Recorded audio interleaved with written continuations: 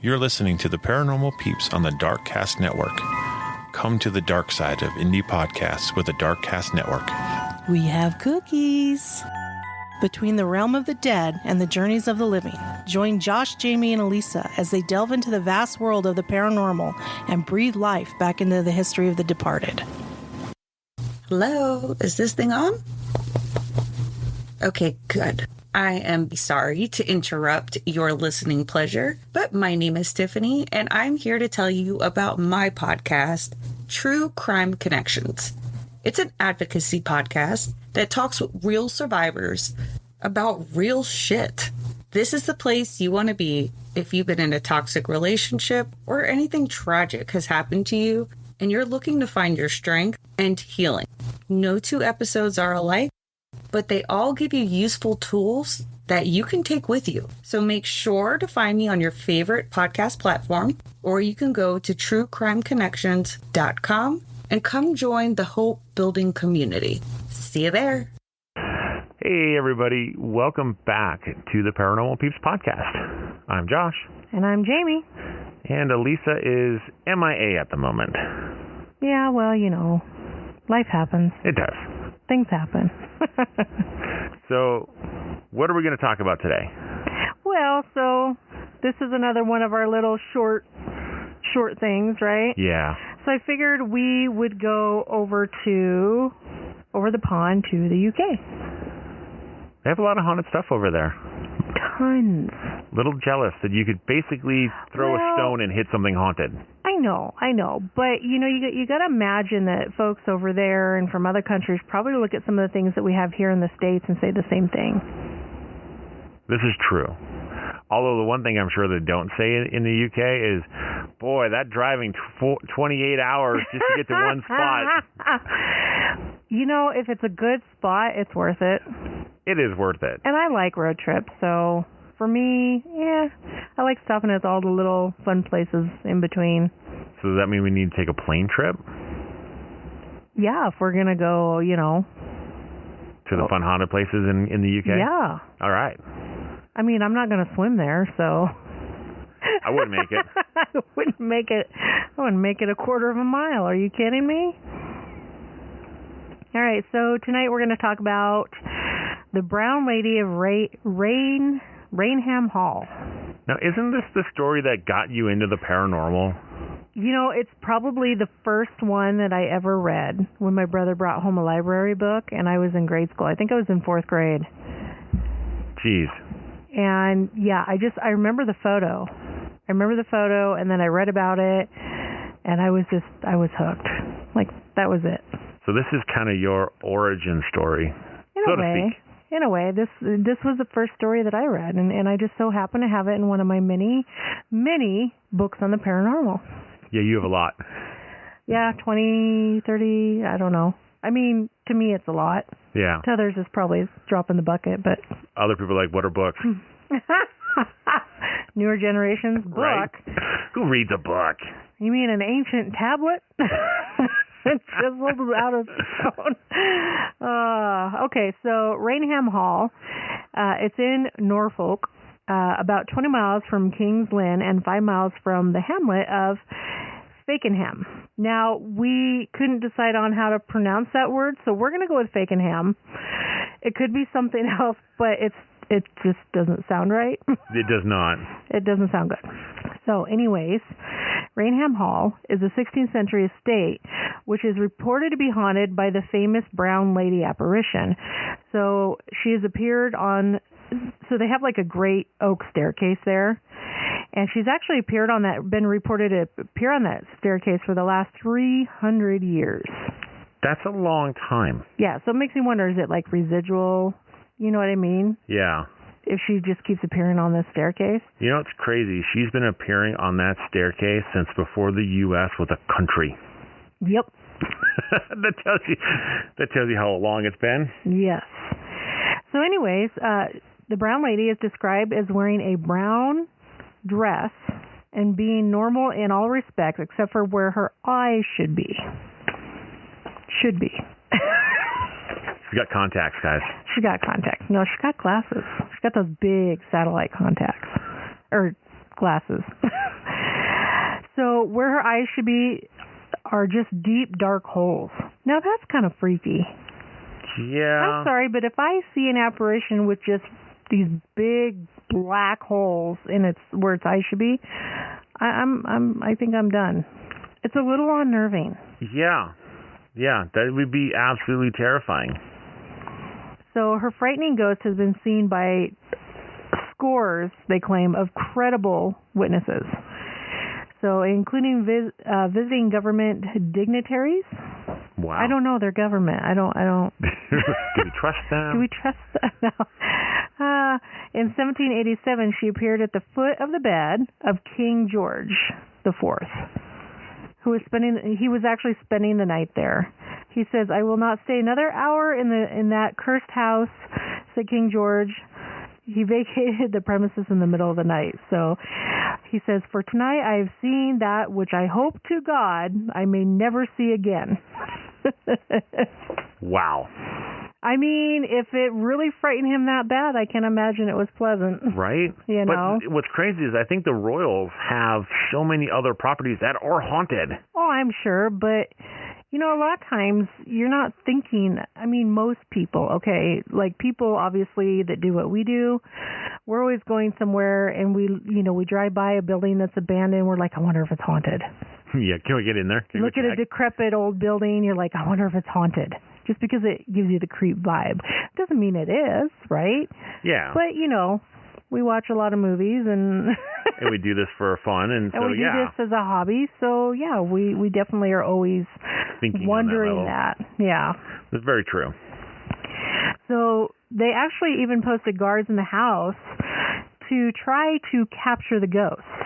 So when she finally did appear to them, they froze right where they stood, and then she just ended up walking right through them. Ghostbusters? They were not. No. But what would you do anyway, though? I don't know. I know we go out and we've experienced a lot of things, but I don't know how I would react in an instance like that. Where they fully materializes in front of you? Right in front of your eyes, and then passes through you? But if you're supposed to capture and detain it, how? I don't know. Please come with us to... I don't think they thought that part through. You're coming with us to Scotland Yard. Let's go. Probably Put on these ghost handcuffs. Exactly. We're taking you away. So there was another occasion, which was on Christmas Day in 1835, and Raynham Hall was full of really important people that come all the way from London to spend the holidays. But the brown lady, I guess she just completely disrupted the festivities, and she appeared in the hallways, on the staircase, and in her former room.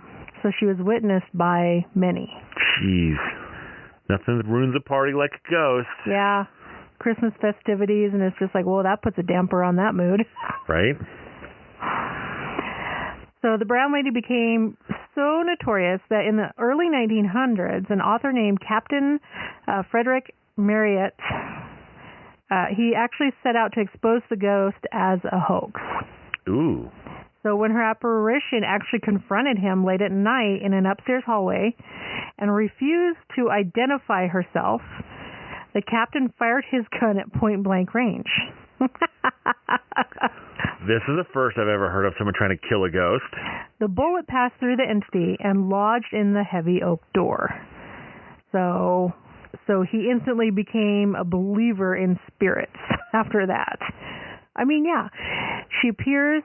You say identify yourself. Of course, she doesn't interact with you. This is what makes me wonder if it's residual. Right.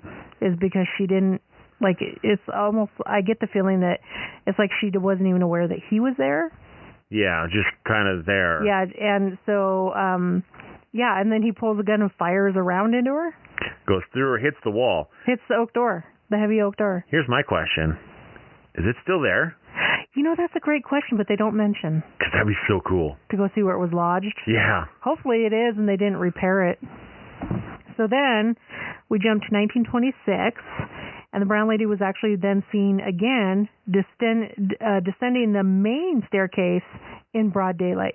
So this, and we always say this, we hunt at night because Everything is more quiet and calm. Yes. There's not much noise from other people. You know, most people are at home, they're in bed, you know. Less chance of Yes. Of contamination of an investigation. Of the audio and video. Yes. Okay, so this is why we investigate at night. However, hauntings don't just happen at night. They can happen day or night. It doesn't matter. Yeah, I think we've both had instances happening during the daylight. Yeah, absolutely. So then, September 19th, 1936, a photographer for Country Life magazine and his assistant were actually at the hall, and they were taking pictures of the house. And the photographer all of a sudden saw this misty vapor start to appear at the top of the main staircase. So as he's watching this, the mist, it kind of formed into the lady with her long gown, and she began to walk down the stairs towards him. So the assistant that was with this guy, the photographer, he was actually busy setting up the cameras, and he didn't actually see the apparition.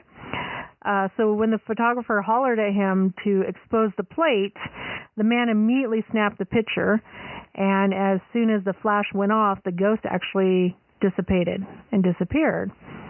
But her image was still captured on that film. And you're talking plates, so that's the early photography. Yeah, this is the early stuff, right? Yeah. It's not like today with like Photoshop and all these, you know, cool things that you can like doctor photos and change them so easily, you know. Yeah, it was a lot harder back then to make ghost images. Yeah. So they had this plate looked at by several experts, and they deemed the plate genuine. And the photograph has been examined like over the years, and nobody can like debunk it. They can't just say, hey, no, this isn't accurate, or this is fake, or they just can't. Jeez. So now, is that the most famous picture of the brown lady, or is that just a picture? No, that's the most famous one that you see. If you look up Brown Lady at Raynham Hall, that's the picture you're going to see, her descending the main staircase. And it's just a mist. It's just a mist, but you can tell. It's got some features. It's got some features. I mean, you have to look closely, but you can definitely see it. It's not. I don't think it's very difficult. Yeah. So the Brown Lady of Raynham Hall, her name was actually Dorothy Walpole, and she died in 1726. And witnesses identified her from a portrait that hung in the upstairs bedroom, which I'm guessing was probably her bedroom, because remember, she's reported a room there, right? And they said it was her room, so I'm guessing that's probably. So she's been haunting there pretty much since her death. Yeah. So the painting was actually removed from the house in 1904 on the mistaken belief that it would actually stop the haunting from happening. So Dorothy was actually the wife of Charles Townshend, and he was the second Marquis of Townshend and the original owner of Raynham Hall. So she was also the sister of Sir Robert, England's first Prime Minister. Okay. And her apparition has also actually been seen at his former residence.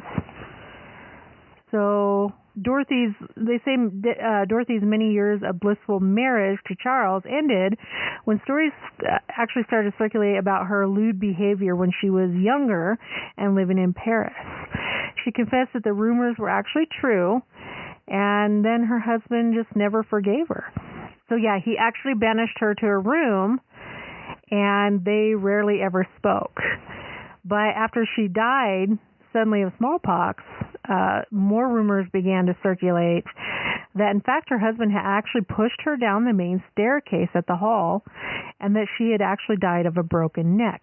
Now I wonder something. So she appears a lot on that main staircase. Yes.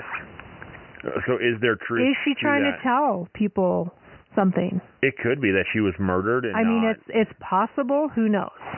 I mean, we'll never know. You're talking about people with power, right? So, and let's face it, like if a guy's like, hey, yeah, she died of smallpox, and they're going to go, okay, cool. And then that's it. So they don't know whether these rumors originated with the servants or it was, or the coroner. It's really uncertain. They don't really know. Yeah. And they really don't know whether they're true. But yeah, they speculate that maybe that's why she's trying to tell everybody something, is by her dramatic appearances on that main staircase in the hall. So her ghost has also been seen at Houghton Hall, which is the former home of her brother, Sir Robert, and at Sandringham Palace, which is also in Norfolk. So the palace is haunted by another spirit who manifests as a poltergeist that is actually most active on Christmas Eve every year. Which, if I'm not mistaken, we did an episode on that this last Christmas. I think we did. Yes, we did. I really don't remember. We've done so many, I don't know. So the on-scene present it's reported that the on-scene present throws Christmas cards all over the floor of the servants' quarters on the second floor, will pull the blankets off the beds, walks through the corridors late at night, and breathes down the necks of maids just to frighten them. Mischievous. Yeah, just like a little trickster, I think. Yeah. Really. So the apparition of a short male lamplighter has also been seen on the property, and he might be responsible for the poltergeist pranks. But the most famous ghost here is still Dorothy. So Prince Philip's uncle, Prince Christopher of Greece, once saw the head and shoulders of Dorothy reflected in a mirror in a bedroom in which he was actually staying at in the palace. So. Wow. Yeah. So she's kind of been shown around a lot. It seems like, she's showing up where she's been, right? Her brother's house. Yeah. Sandringham Hall. Yep. And here at Raynham Hall. Mm-hmm. So it's like which was her home. Which was her home. Yeah. Now, obviously, like whatever she did back in Paris, right? I mean, it's a different country. They have different modesty standards. They did different things. Sure, right? but she was probably young. Yes. Teenager, I'm guessing, right? Yep. Early 20s, I don't know. And she probably just lived it up with people over there in Paris. And did things that were frowned upon, in her circle. Yeah, and they find out that, and this, obviously she did these things before she met her husband and married him and all those pieces, but I think back then, it was different. And he basically cast her aside. So no matter how she died, whether she was murdered or she just died of smallpox, I would imagine she died brokenhearted. I mean, it would break my heart. I think it would break a lot of people's hearts. Yeah. I think, most people, I think it would. To be like, because it sounds like she had a happy marriage. It says here in the book that, she had many years, of a happy marriage until those rumors started. And, and of course she was trying to be honest and forthcoming. And so she admitted that, yes, these are true. Yeah. I did these things when I was younger and I was in Paris. But, unfortunately, I think at those times, those things become so scandalous that they're so damning to the, reputation of those individuals that it's. Well, they get forced to do something. And back then it was about clout and reputation. Yeah. So when you do something to bring shame to, your family, and I mean, you hear it in all sorts of different cultures, I just think of Mushu. Shame on you, shame on your cow. Yes. Dishonor on you, dishonor on your family, dishonor on your cow. Yeah.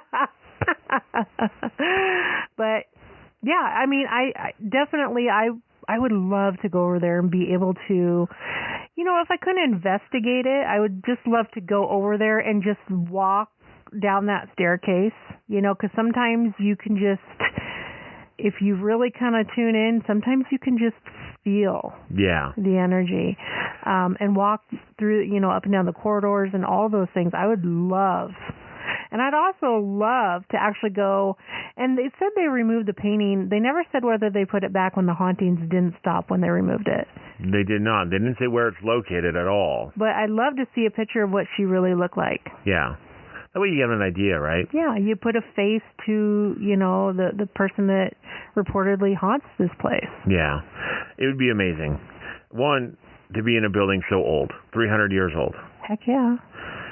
So that in itself is awesome. And then just like the one thing I love about old buildings is you just think of all of the times that people had there, the Christmas parties, the festivities, the balls, all of those things that are going on, because these places were social events. Like people gathered there and hung out there. Yeah, absolutely. So it's awesome to see. Just the different, style and architecture. Like, it feels like everything you see today is very square, rectangle, and that's just it. Like, there's no little, like, it's just very, it's that modern, I don't know, it just seems kind of impersonal and cold.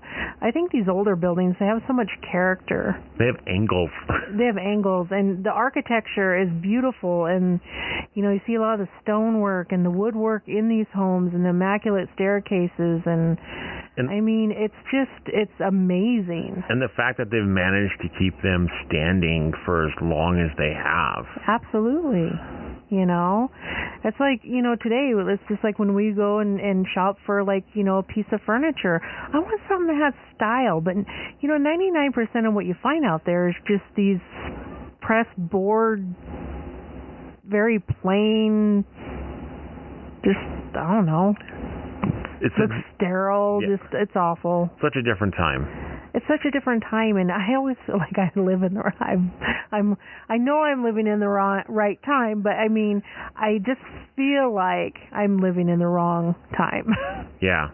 I think there's a lot of romance to the Renaissance era, to that time, because things were different. There was the furniture, the buildings coming out. It was just beautiful. People had manners and showed respect for people they didn't really even necessarily like. But you still had this, respect for one another. And we don't show those things today. We don't. I think it's more of a rarity. There was also a lot of condescension too, so it was a lot classy. I mean, classier as in like people, but also classy as in the classes really meant something. Like, it was unheard of to have somebody of royal family dating somebody, one, from another country, but two, someone who wasn't, a commoner. That they considered a commoner. Exactly. Yeah. Different times. There's good and bad in all times. So we just want to say thank you for coming along with this origin story for Jamey for her paranormal interests. And hopefully it gets you guys a little bit more excited about other places to look at and investigate, and to come back and listen again. Yes, but always investigate with permission. Yes. Please don't trespass. Please don't go into decrepit old buildings where nobody knows that you're there, because if you get hurt or something happens or you get caught, you can get arrested. So always be respectful. Ask permission. Absolutely. And as always, stay ghosty, my peeps.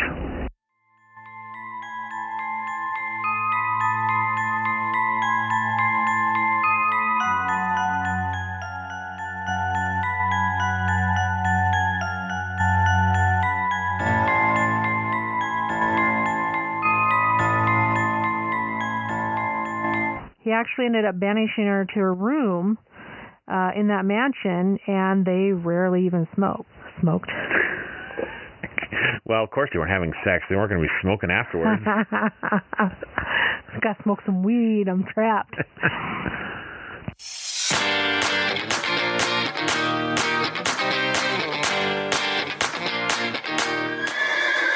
Whoa there, Sparkle Farts, my trusty unicorn.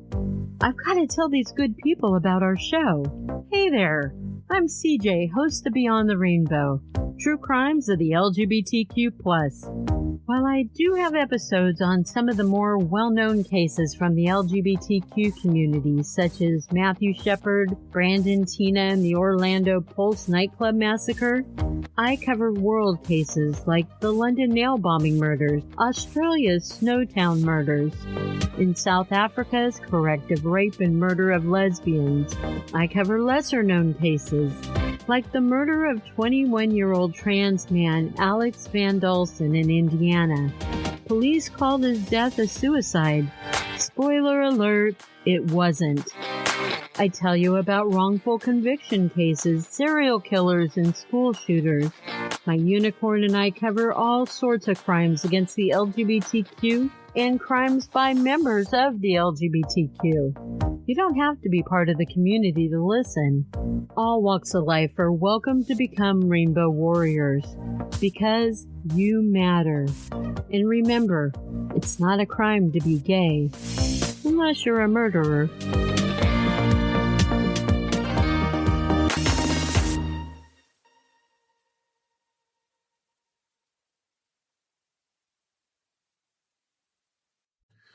Thank you for listening to the Paranormal Peeps podcast.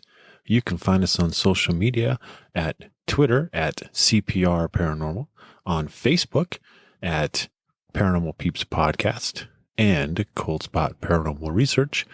And you can find us on Instagram at coldspot_paranormal_research.